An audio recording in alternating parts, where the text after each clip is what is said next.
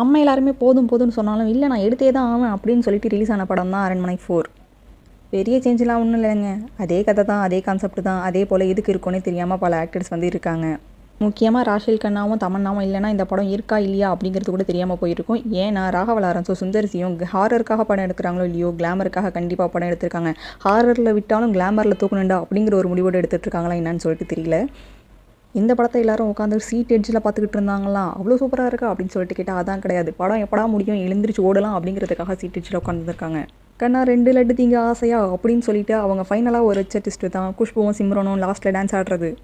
டான்ஸ்னு உடனே கிளாமரானு சொல்லிட்டு கேட்டுறாதீங்க, அதான் கிடையாது. மாரியம்மா பாட்டுக்கு டான்ஸ் ஆடிருப்பாங்க. இந்த படத்தை பற்றி மக்கள் கிட்ட ரிவ்யூ கேட்டப்ப இந்த ராகவா லாரன்ஸ் கிட்டேருந்தும் சுந்தர்சி கிட்டேருந்தும் பேயை முதல்ல காப்பாற்றுங்கப்பா அப்படின்னு சொல்லிட்டாங்க. அது மட்டும் இல்லாமல் ராகவா லாரன்ஸ் ப்ளஸ் சுந்தர்சி 2 பேருமே சேர்ந்து காஞ்சமணி இல்லை அரஞ்சனா அப்படிங்கிற பேரில் புதுசாக ஒரு கான்செப்டில் ஏதாச்சும் ஒரு படம் கொண்டு வருவாங்களா அப்படின்னு சொல்லிட்டு எல்லாரும் எதிர்பார்க்கப்பட்டுருக்கு.